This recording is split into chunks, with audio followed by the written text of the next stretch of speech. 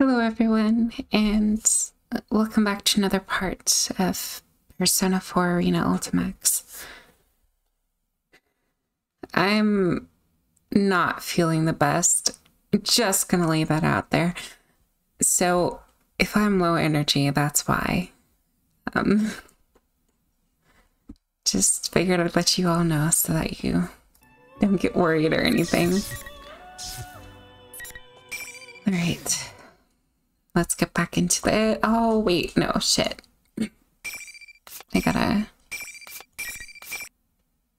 I forgot. You gotta, like, load it in such a weird way. It doesn't ask you to load your current, part like normal games do. Ugh. Oh, well.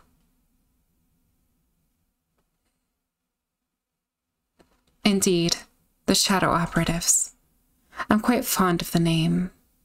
Not that I normally pay much heed to those things, but in this case I admitted to being pleased. It started as sarcasm on the part of the higher-ranked personnel from the police. It could be taken to mean those who deal with shadows, but the real meaning is those who operate in the shadows. Not only is the unit unofficial, we have the difficult-to-credit job of exterminating monsters. Mostly, I suspect that it was a dig at a group that disturbed the unexpected peaceful years before the older personnel's retirement. But Shadow Operative can also mean one who does who does unrewarded, albeit crucial work for society. It's a name truly befitting of the organization's goals. We're approaching the first anniversary of the Shadow Operatives establishment. Though we're still at the level of basic investigation and laying groundwork, it seems a full-scale case has arisen. Fighting is not our first option, but I'd be more reassured with you there. Let me turn up the volume a bit. We have a general idea of where it was taken, the Inaba area, where there were reports of suspected shadow activity last year. Good as it is to hear from an old, reliable friend, I limit the call to a quick exchange of information. I'll send you the precise location later. Sorry to call when you've just returned from a trip, but I'm relying on your assistance. I close my cell and turn towards my colleague. He's only just returned and he's going directly to the location from the airport. Akihiko never changes. The man I was on the phone with just now was Akihiko Sanada. He's one of our non-permanent staff. Akihiko is an excellent Persona user, but beyond that, he's a skilled boxer. He's a friend of mine from high school who fought the shadows alongside me. I admire his strict determination to never neglect his training, but the extreme lengths he goes to can be rather inconvenient. Even after entering college, he accepted my invitation to be one of the founding Shadow Operatives, but it was his actions afterward that went above and beyond. Sure, I'll join, but if I'm going to use my strengths professionally, oh my goodness, I want to get my skills to the level I'm happy with first. Thus began his training expedition. He's not only wandering the country, he's traveling the entire world. I can't decide whether to be dumbfounded or impressed by his dedication to training. All of this is to say that he only just returned to Japan to take part in his operation. I give a wry smile and lean back in my chair. Seeing me relax, the girl watching nearby smiles. This is Igus, known for her blonde hair and piercing blue eyes. She's a sweet girl on the outside, but she has what it takes to be an important member of our squad. Will we be able to find Labris?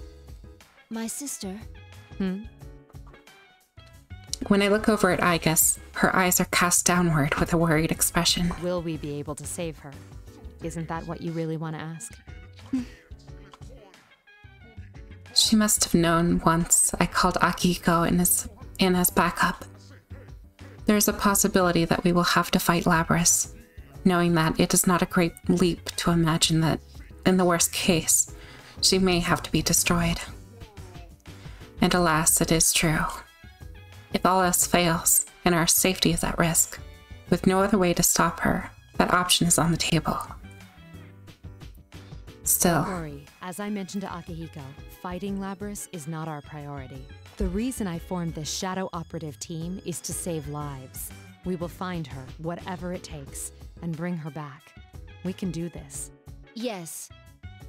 I'm sorry to be so pessimistic. Those feelings you have for Labrys, you should tell her when you see her. I will. monitors showing certain data under multiple redundant encryptions. Kirijo Ergonomics Research Lab. Confidential matters. There is, in fact, a reason I'm reviewing these materials that are normally securely concealed. Because 2 days ago, on May 1st, I was unexpectedly dragged into a serious incident. The passenger plane I was taking to Kagoshima was hijacked. There hasn't been a domestic hijacking for 10 years. The top brass of the police, afraid to make any mistakes, sent in the shadow operatives. The case itself was resolved quickly, and all the culprits arrested. None of these passengers are harmed either. But the hijackers' true motive wasn't terrorism or political demands. As one would expect, I was surprised to find that they were really after my cargo. It was sealed box from the Ergonomics Research Lab. We were transporting it to Yakushima on that flight. No one thought that the risky hijacking could have been in pursuit of just the cargo, and as a result, one of the objects was stolen. The arrested suspects were all in police custody, but none of them were any memory of carrying out the crime. Someone was pulling their strings, and very probably using uncommon methods. Considering that Puppet Master was targeting shadow-related cargo, I doubt they'll be easy to deal with. As for what was stolen, I guess mentions its name a moment ago. The 5th generation anti-shadow suppression weapon, Labrys, is an older model from 2 generations ago. Since shadow-related ergo research documents were lost in an accident, we know little about Labrys. She is an android, most likely a female version, just like Igus. But instead of a weapons loadout, she seems to be fitted with some kind of experimental equipment. That's all we know. Still, thanks to our collaborator's quick wit, the escaping vehicle was traced with the N system. It wasn't easy, but we managed to pinpoint its location. It was headed for the city of Inaba, where there may have been shadow activity last year. Once the preparations to depart are complete, I'll head there myself. My mind wanders a bit. Though I was unaware of them, the shadow of the sins committed in the Kirijo name is still so painful. 10 years on, that I sometimes want to avert my eyes. But now is not the time to be bound by the past. Now is the time to act. I suddenly notice that Igus has been staring at me worriedly. I give her a smile and stand up decisively.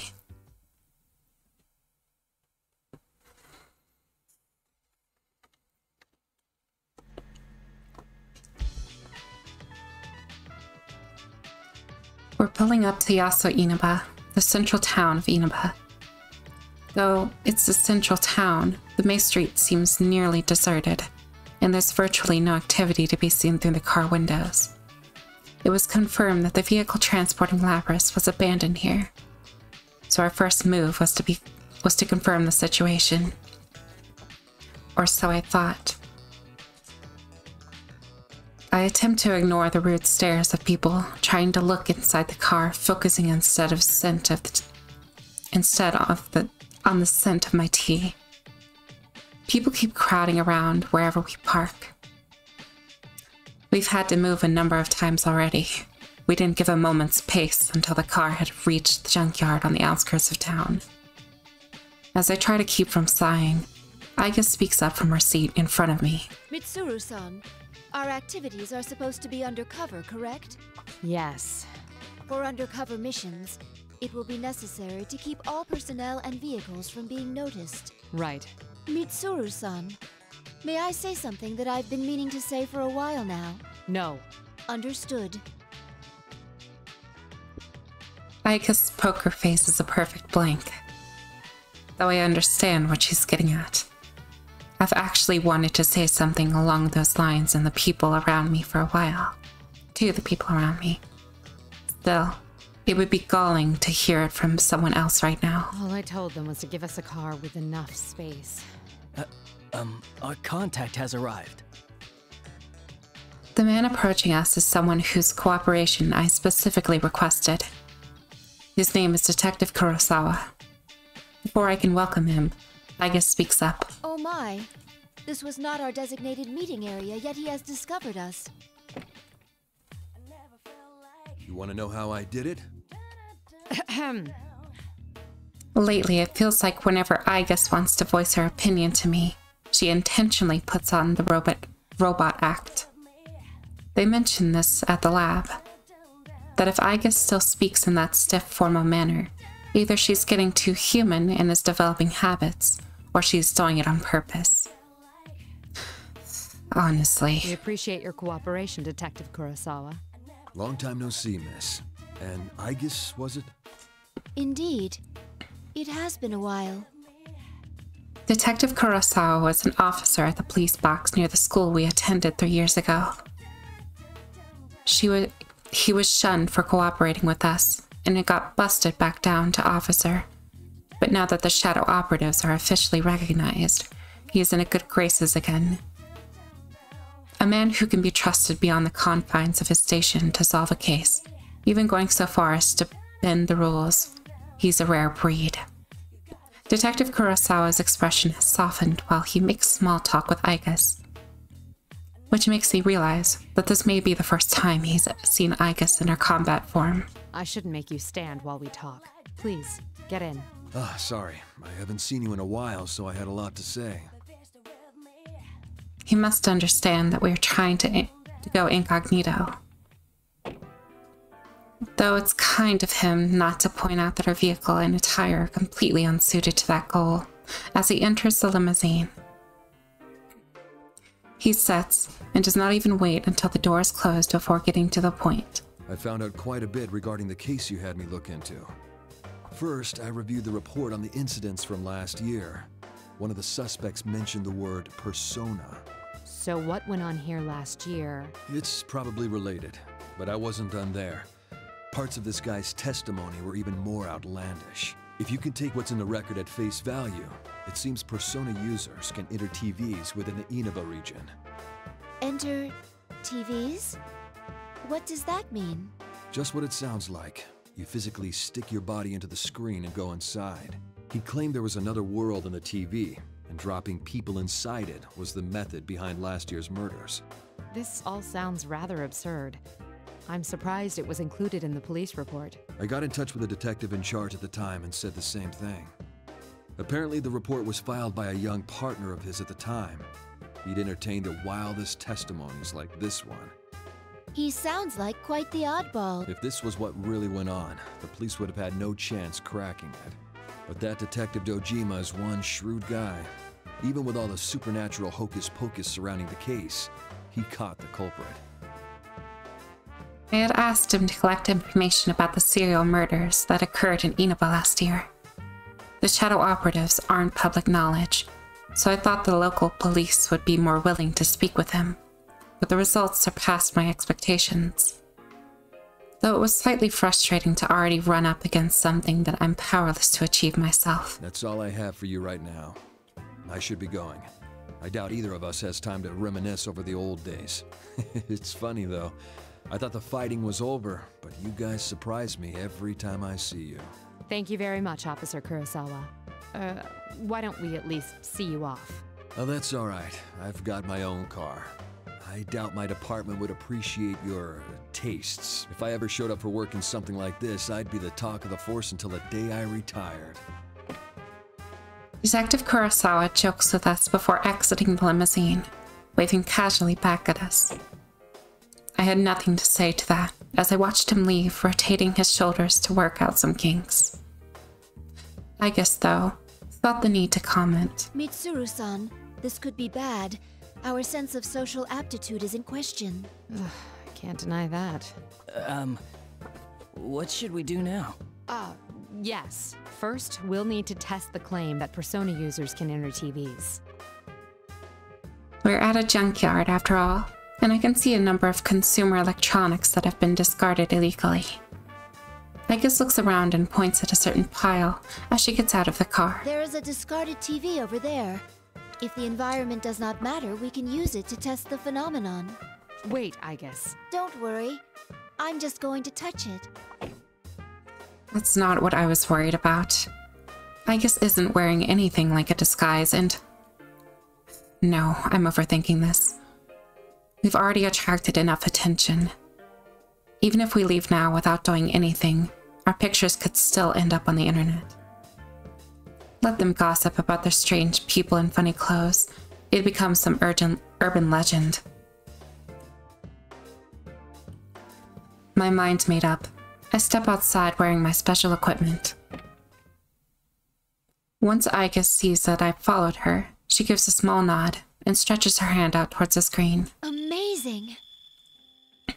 Her hand is inside the TV screen, but the screen itself seems undamaged.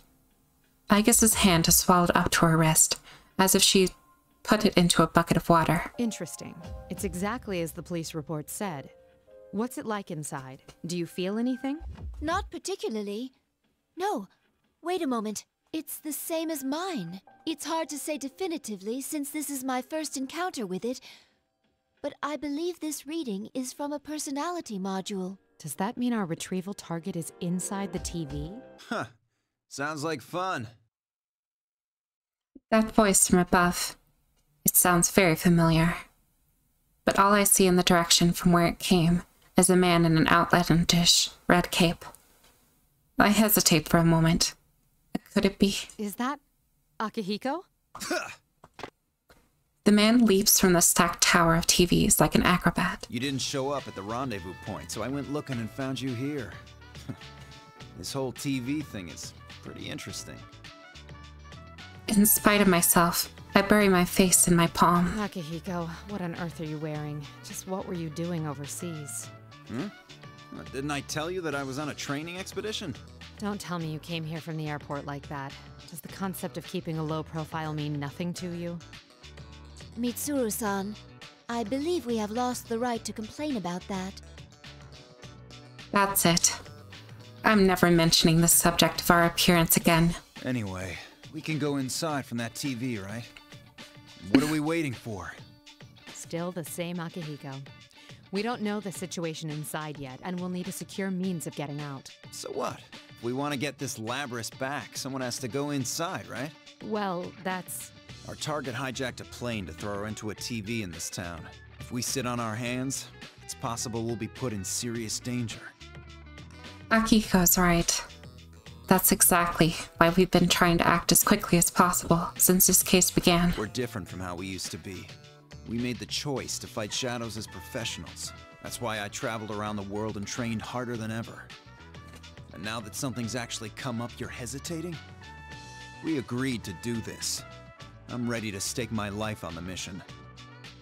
Recklessly unafraid to state his honest opinion. Classic Akihiko. He must understand that this is his role. Certainly there are times when I need such opinions. And it's been a while since we went abroad. I think I can understand his current mindset. All right. Wait right here. I need to go make a phone call first. Okay, but make it quick. He doesn't have to tell me twice. I take out my phone and bring up the contact list. A world inside a TV. I don't know what it might be like in there, but I do know someone that could help us. I was originally going to ask for their help after Labrys was secure, but perhaps the time has come.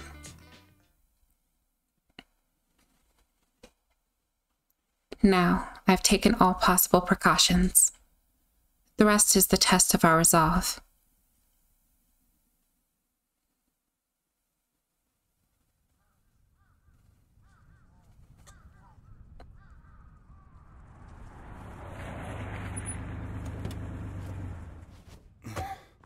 The other members will wait here in the car. Yeah. If we all barge in and something happens, they'll be devastated. Now that you mention it, at least one of us should be staying behind as well. I am not staying. It's the same cutscene, so I'm gonna skip it.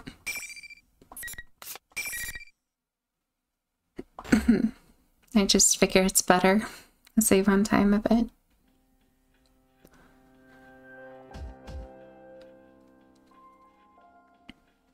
Where am I? Is this inside the TV? I remember being enveloped in a white light, but what came afterwards is unclear. Is this the world inside the TV? Oddly enough, the sight before me seems to be the main gate of a school. The name engraved in the entrance plate is Yasagami High School. I do recall that name from our map of Inaba. An existing high school has been completely recreated inside the TV?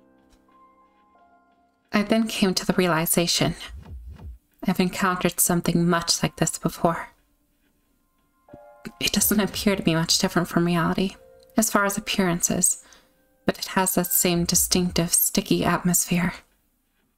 The Labyrinth Tartarus, our battleground 3 years ago. It bears a lot of similarity to this place. Wait, where are the others? Akihiko! Aiges! Being separated won't do anything to further our mission. Perhaps I can use my communication power to get in touch with them?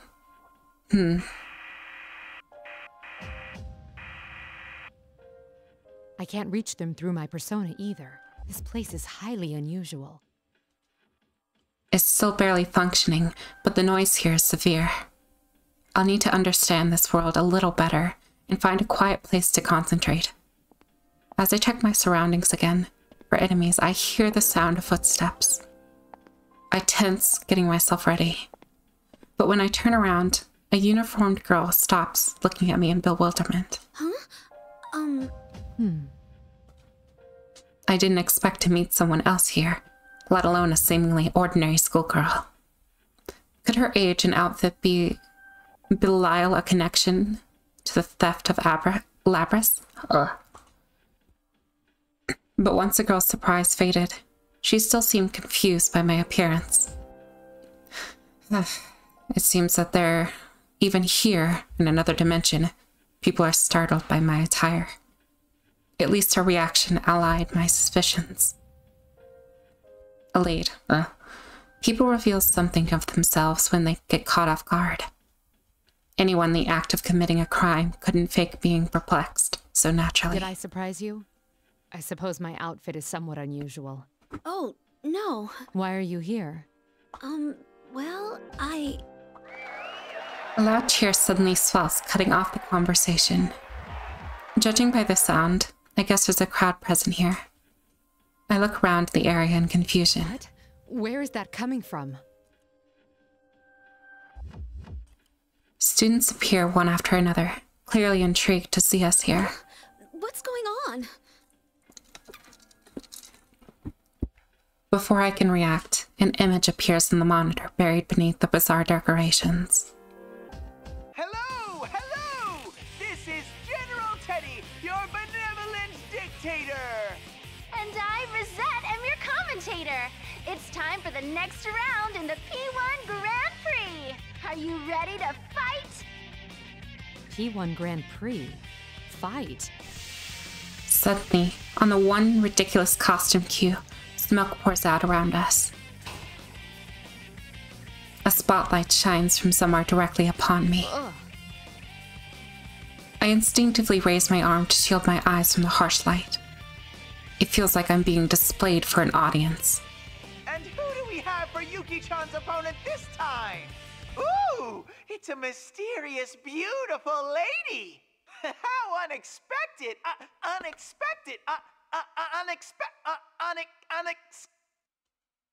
Teddy? What's wrong? Do you know that bear? The monitor showing the costumed General Teddy suddenly fuzzes over with static. The static gets worse and worse, until an eerily expressionless bear costume, one that looks as though it forgot to make facial expressions, appears on screen.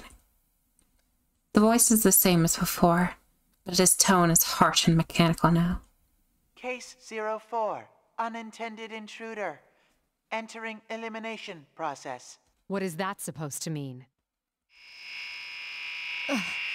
What's going on? As soon as the abnormality registers, I feel a bizarre noise, like something scratching against my whole body. Was that some kind of attack? It didn't seem to have any effect on me. The girl standing beside me underwent quite a change. You? Who do you think you are, showing up alone like this? It's no use trying to talk your way out of it. There's nothing to discuss. You don't even try to understand anyone anyway. If you want to wall yourself off from everyone, I'll be happy to end your lonely life here. The girl's face distorts with hatred as she spits her words at me. It's a far cry from her earlier demeanor. It's as if she's a completely different person. And that's not all. Understandably, she seemed not to know me before, but now she speaks as if she does. What is this? Could it be the effect of the noise I sensed? You won't be so smug for long. Come, Konohana Sakuya. A persona? The girl spreads the fan in her hand, and with a flash of light, a persona manifests. How careless of me. I should have accounted for this possibility as soon as I saw her here in this world. We won't be settling this peacefully, I see. In which case... I ready my evoker and concentrate. To me, Artemisia. What? Power rises from within me, and the sensation in my limbs tells me that my persona has emerged. But my hand holding the evoker is still at my side. My persona. Did it just appear without the use of my evoker to trigger it? Did I summon it only by thinking? Theoretically, one does not need an evoker to summon one's persona. I didn't have one the day my persona first manifested, and I've come without one several times as well.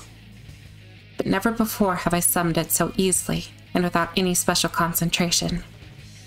It's as if my consciousness is reaching far beyond the boundaries of my body. By way of analogy, it feels like being able to control the wind with my fingertips. Could it be because this world is special? The girl's voice brings me back to the situation at hand. Which reminds me, the girl doesn't seem to use any special implements to summon hers either. Persona user. Fine. I still won't lose. Sorry, but I won't be defeated either. I get ya.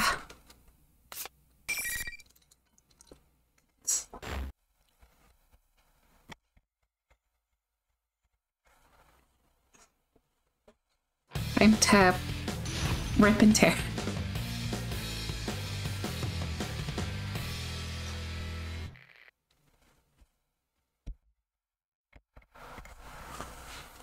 Finally! Fight!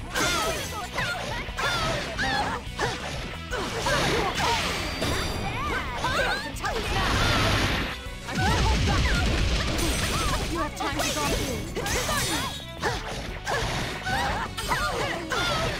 Will this turn this I'm trying to respond to stay. better luck next time? Marin, you're slow.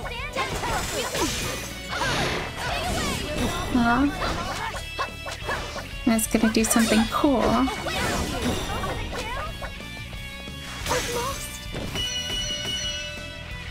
the end, the victor was no surprise.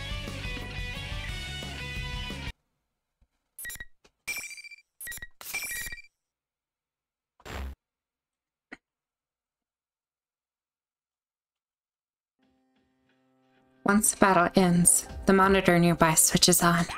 An irregularity has occurred. Multiple intruders detected.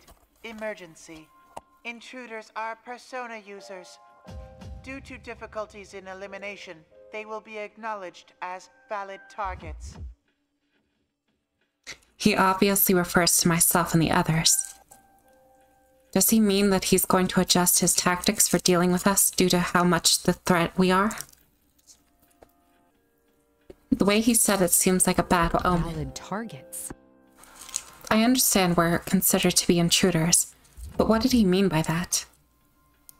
It seems we're part of the tournament now, but what was the enemy's original plan? The monitor screen fuzzes again, once more showing the costumed person as he originally appeared. Geez, you need to let me know if you want to get in on the fun! But this is a unique situation, and you're one hot mama, so I'll make an exception! Just keep putting on a good show in your next bout, too! Who are you? Why don't you take off that strange costume and show your face? Hey now, I don't think a lady walking around in a cat suit like yours can talk to me about my bear suit! Enough with the questions! Move on! Again? Yet another person hung up in my outfit? Ugh, it's unlike me to let the enemy's word get under my skin. The monitor switches off in those cheeky words. Is that costume thing the one who stole Labrys? If so, then what's the purpose of this bizarre tournament? Fine. I'll get a read on your location. I quickly link my communicator and persona. Some personas are more suited to the operational support than direct combat. In my case, though, the power is secondary. We normally have a persona user who specializes in that role, but with some specialized equipment, I can get by. I focus my consciousness and send it drifting throughout the surrounding area. The enemy must think he's keeping an eye on us, but he'll learn soon enough that that's not the only one. He's not the only one with the bird's eye view of the situation. Before the layout of this place becomes clear, an unexpected change occurs around me. The moment I use my power, noise runs through the students that have been spectating. In an instant, they turn into something like silhouettes that barely have human shapes. It seems their true colors have been exposed. Are they not human? What? Were they shadows? If they were, I don't sense any hostility from them. Were they just set dressing that thing in the costume prepared? The cheering crowd would lead one to believe that there is a large number of people inside the TV, but that doesn't seem to be the case. Which leaves it a mystery. Maybe best to consider it a blessing. In any case, it appears that apart from this girl here, none of those students were real. The girl who had collapsed on the floor is coming around.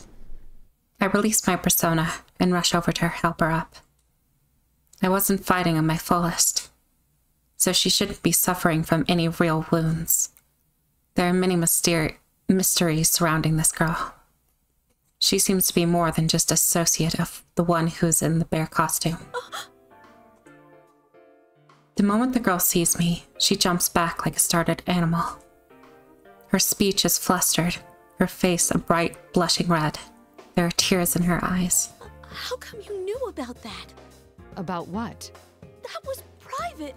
I never even told anyone at the inn about that. I can't believe someone I've never even met before knew. The girl covers her reddened face in shame.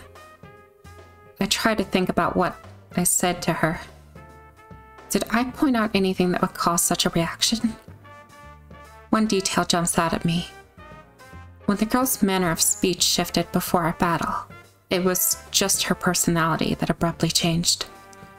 Though we had just met, she talked as if she knew more than she should about my past. Reminds me, that noise I sensed earlier is gone. Yet the girl before me now no longer bears any of the senseless animosity from before. It seems to have been some kind of interference from the enemy. Come to think of it, that bear was egging us on. The interference must have been to ensure two total strangers would fight. General Teddy, was it? He looked comical enough, but he certainly put an elaborate scheme in motion. No! How could Teddy... She seems to have finally calmed down and continues muttering with a perplexed expression. You know the one in costume, I take it? Oh, I know him very well. He's usually not like this at all. I take the girl's hand and again help her to her feet. I'm Mitsuru Kirijo.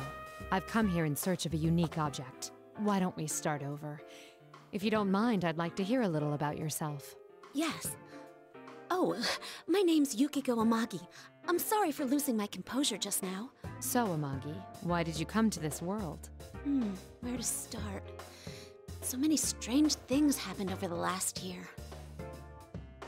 At first glance, she seems like an ordinary student. So why is she here inside the TV? Amagi briefly summarized her recent past to me in an even tone of voice. According to her, this world is a prominent in a serial murder case last year. She and her friends awakened to their personas while investigating the case and eventually solved it. This world is formed by people's thoughts, and at the case's conclusion, it returned to its original state. None of these contradicts what I learned from Detective Kurosawa. A realm inside a TV, formed by people's thoughts. It sounds absurd, but that would explain the incongruity I sensed when I used my persona. We thought the case had been solved, but lately there's been another strange program on the air. My friends and I couldn't ignore that, so we came back here. Your friends? Are there others here besides yourself? Yes, I was with 3 other people, but we got separated when we entered. The one in costume and the girl who called herself Rosette are friends of ours too. But they're acting so strangely. So this is not the way they generally behave, then? I can tell from Amagi's reaction that normally she trusts those two implicitly, considering what the emergency did to her earlier. Could they be under its control as well? My goodness. Either way, it sheds no light on the theft of Lapras.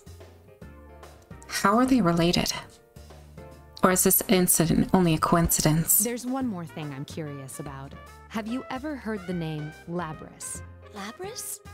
No, I don't think I've ever heard of that before. What is it? It's the thing I'm searching for. What makes it problematic is that I know nothing of its appearance. Honestly, I'm not sure it has anything to do with this disturbance, though I can't write it off completely as irrelevant. Though it appears that this is no connection. Whoever went so far as to hijack a plane to steal Lapras brought her all the way here. No matter how I look at it, that means something. Anyway, thank you for your cooperation. I understand the situation better now. We should stay together going forward. Whoa, think again, ladies! General Teddy suddenly appears on the screen to interrupt our conversation. Only the winner of each bout can go on. That's rule number 1 in the Grand Prix. How exactly can the rule be enforced? As if to answer my unspoken question, Amagi makes an odd gesture. Huh? There's nothing here, but I can feel something. A wall, maybe? Wait, but Mitsuru-san could... Amagi looks at me expectantly. I take a tentative step and walk through the place where she claims there to be a wall. Like I said, you're stuck there until the tournament's over. Only winners get to go. Come on, miss. You won. So it's time to barrel forward to the next stage. I must leave the girl alone in this strange world then. Though I'm uneasy about doing so, Amagi seems to read my thoughts and smiles. Thank you, but I'll be all right. I fought shadows for an entire year too. I can protect myself. I see. In that case, I'll press on and do my best to rescue your friends. If you see them, please tell them I'm all right and they shouldn't worry about me. You be careful too, Mitsuru-san. Amagi smiles resolutely. She is a very strong girl. All right, I'll pass that along. I nod, acknowledging her wishes, and turn my back to walk away. Not only do they tamper with our minds, they prevent us from leaving until the tournament is settled. It may not necessarily ruin friendships, but there's no way forward than to fight one another. What a loathsome trick. It seems the mastermind is intent on us fighting each other. I grit my teeth in anger. Amagi's clear eyes remain in my heart. This operation, it's no longer just to retrieve Labrys. I make a silent vow as I go. Everyone who has been dragged into this must be rescued.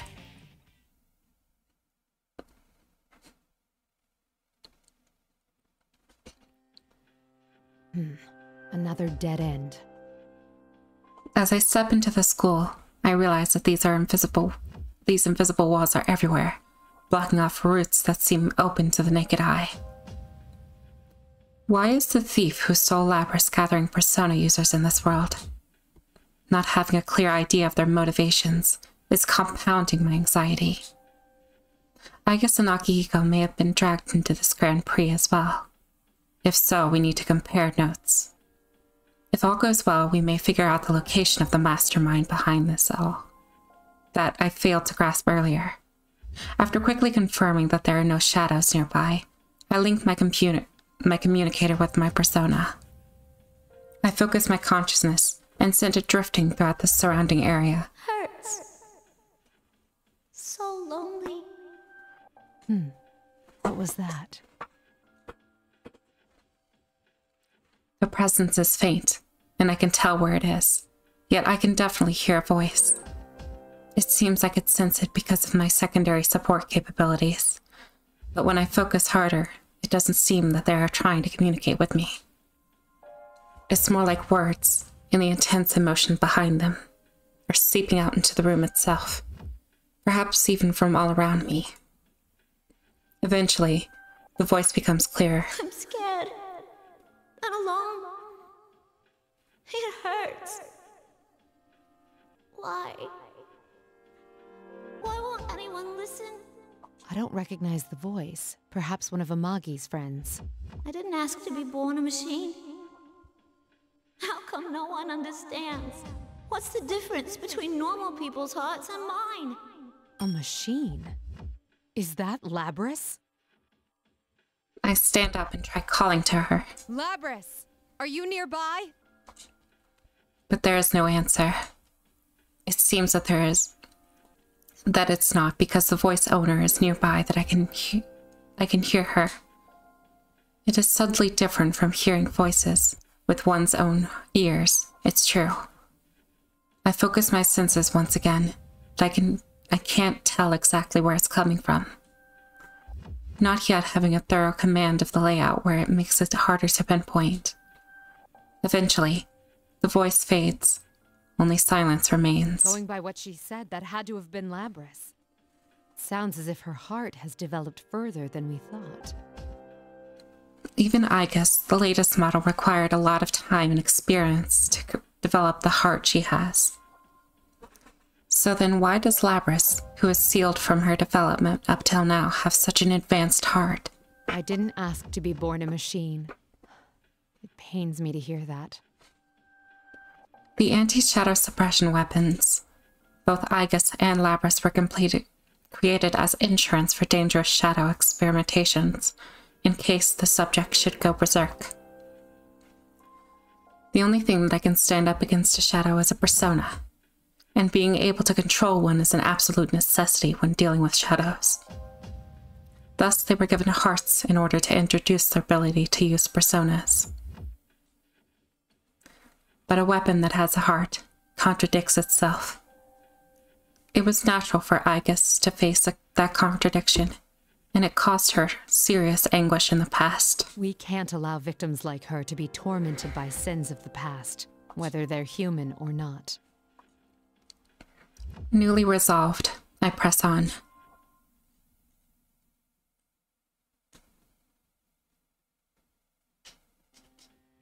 I continue through the school, still unable to contact Igus or Akihiko. The invisible walls seem to be leading me towards the gem. Compared to the one back in Dagakukan High, this one is rather modest, but the chairs stacked in unusual heights and the monitors everywhere give it an eerie air. Ah, the monitor is switching on again. But this time it's not showing General Teddy. How strange. This appears to be a commercial for a fighting event. What in the... A succession of young men and women are introduced as participants. One of them I recognize as Amagi. They're wearing the same uniforms as Amagi. I assume these are the friends she spoke of. All of them are introduced with horrible epithets, but the Amagi I met in person was a completely different, sophisticated girl. I suppose the enemy made up all the taglines. Just as Amagi's introduction ends, the video suddenly turns off and General Teddy's face appears on screen. I had to completely rejigger the bracket to accommodate 3 new contestants. Sheesh. Alright, I'm gonna be right back. I'm gonna fill up my water bottle.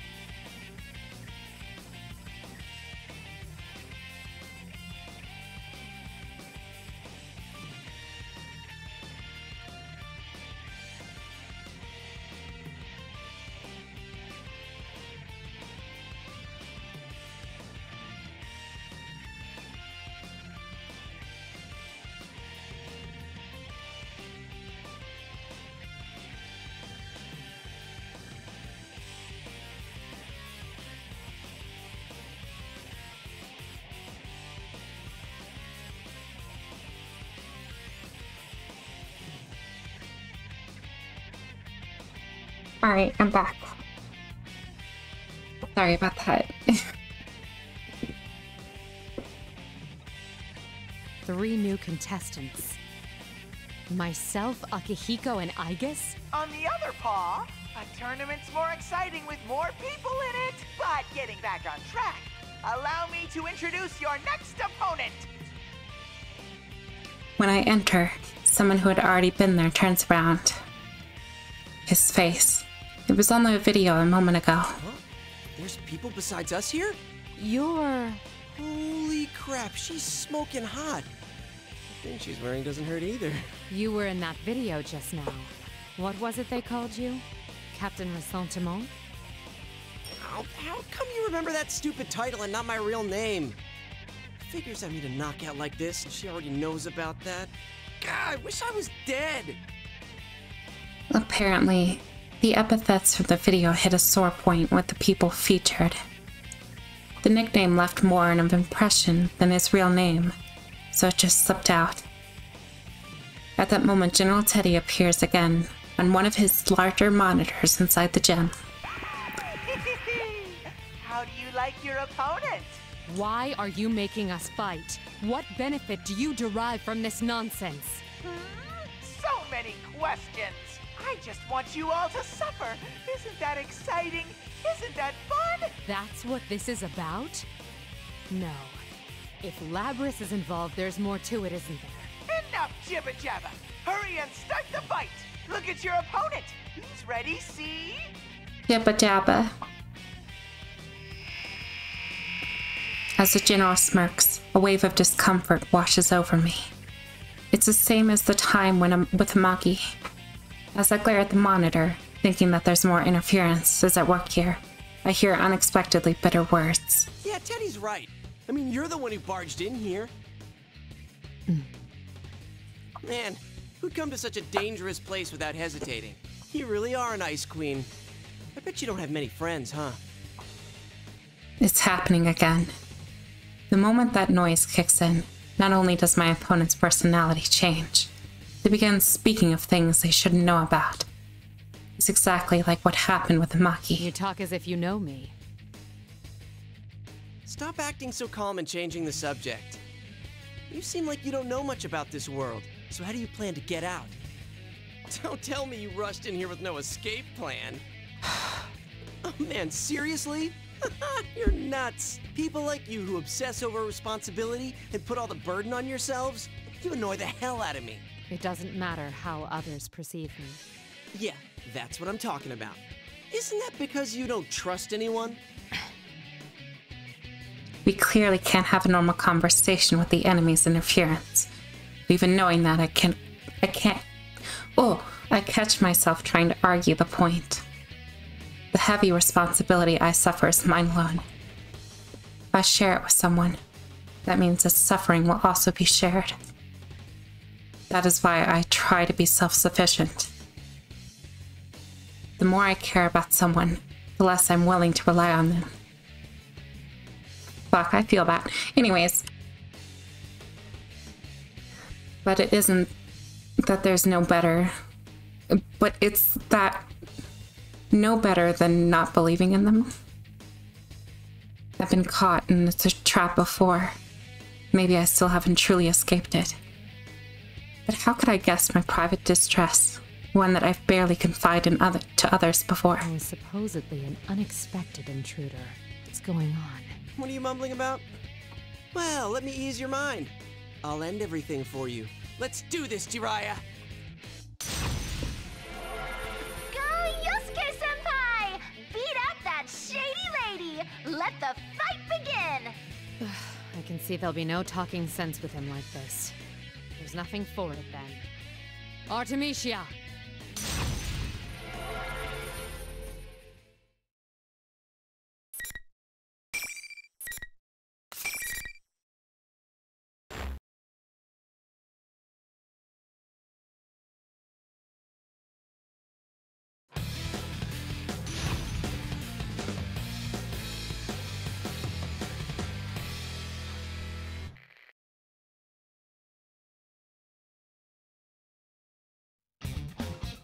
Finally! Fight! Artemisia! You're slow!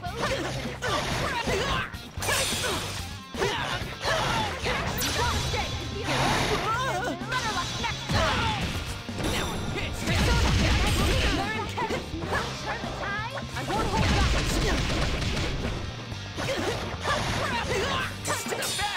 You're slow!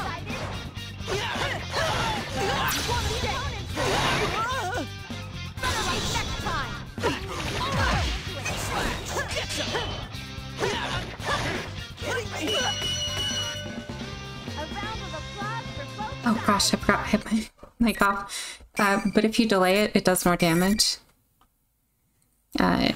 It's hard to hit it though. Aw, you're so useless, Yosuke-senpai! Unfortunately, the party crasher wins. The girl on the PA system is rather casual with her insults. Soon after, General Teddy appears on the monitor. You're so strong, miss! I can barely believe how gorgeous and powerful you are! It seems they're not provoking us only to have us fight one another. And their method. Is it more like an illusion they're casting over us, rather than some sort of mind control? Still trying to figure everything out? Switch your brain off and enjoy the Grand Prix already! Sorry, but I'm not some savage who enjoys the suffering of others. And don't call me Miss. My name is Mitsuru Kirijo. Kirijo? You've toyed with us, and I don't take that lightly. I'll make you pay for what you've done. You better be prepared for that. Kirijo! The moment he hears my voice, the face of the bear costume distorts into a mask of hate. You're the one who should be prepared! I'll never let you stop me! The broadcast ends after he flings those words at me. I mentioned my name on purpose. He reacted as strongly to the name Kirijo as I thought he would.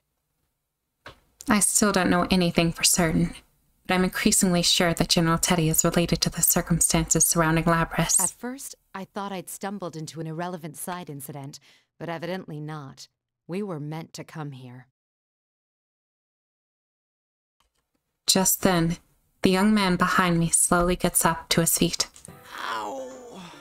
Ah, you're awake. It seems now that the battle is settled. The interference causing us both to seem odd vanished.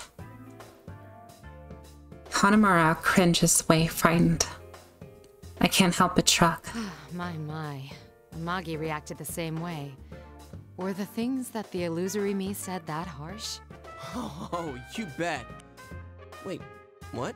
Illusory? And did you just say Amagi? You meant Yukiko? Yes, before I came here. I was forced to fight her, quite against my will. I explained the situation to him. I also said that she had shared information with me last year's case.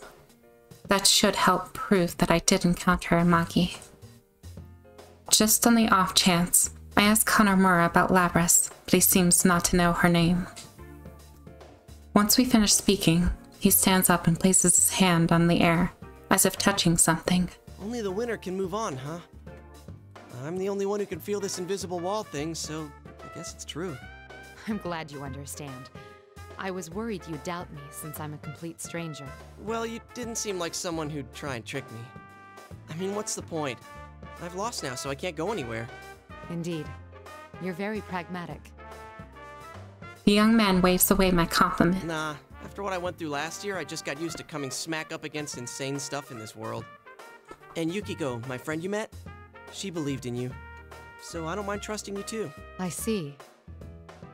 I can't help myself from smiling. Their bond seems to be real. I do somewhat envy that way they trust each other, without a doubt. That could never happen unless they had overcome the same trials together. I'd like your opinion on something. What do you think is the objective of this tournament? That General Teddy said it was all in fun, but I doubt it's anything so simple. Why am I getting called? Why? Okay, I have to answer that.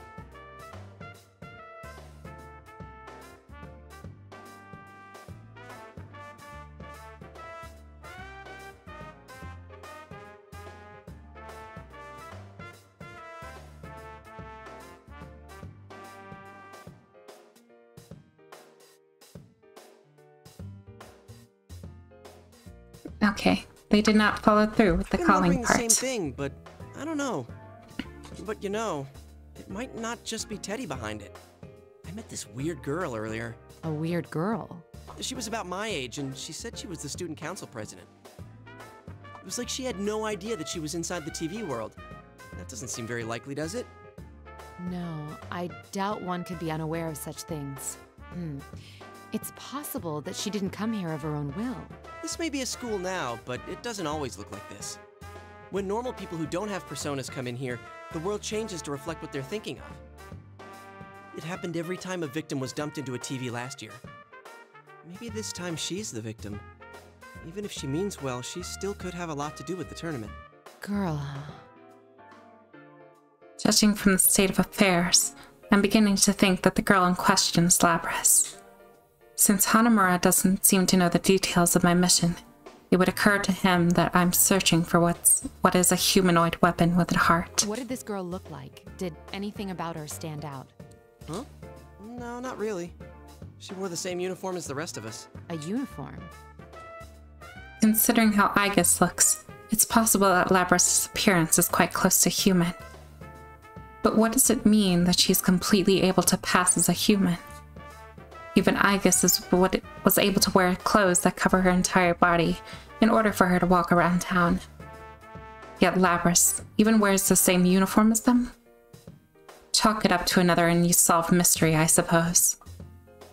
But after talking with Hanamura, it does feel like I'm starting to understand the bigger picture here. I see. Thank you. I'm getting a clearer picture of what's going on. I'm sorry, but I can't stay and chat. I should be leaving now. Oh, wait a sec. Can I ask you a favor?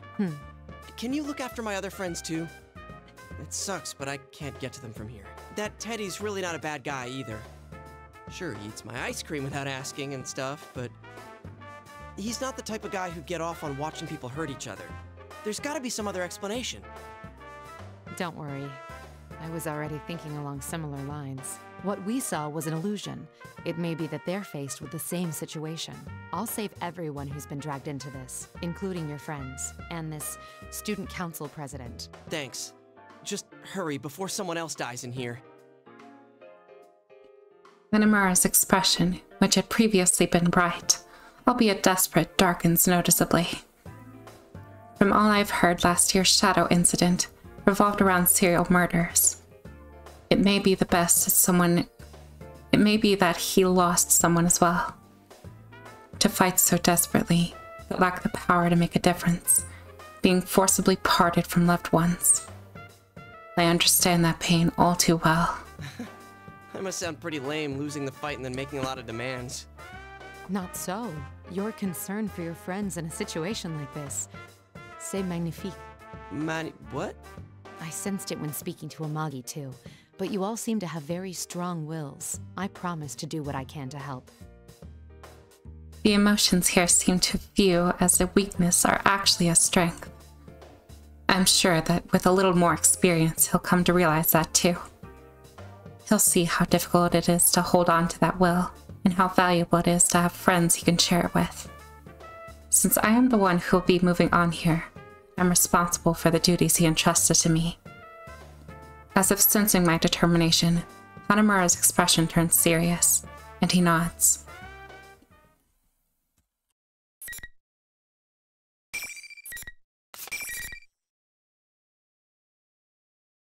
Alright everyone, I'm going to end this video here because I am getting quite tired, I think, in every sense of the word. But in any case, hopefully it wasn't too dreary and you all still enjoyed the video. And if you did, please do consider subscribing and liking the video, maybe leaving a comment. But yeah, everyone, with that all being said, I hope that you all have an amazing day, and I will see you all again sometime soon. But until then, goodbye for now. Boo.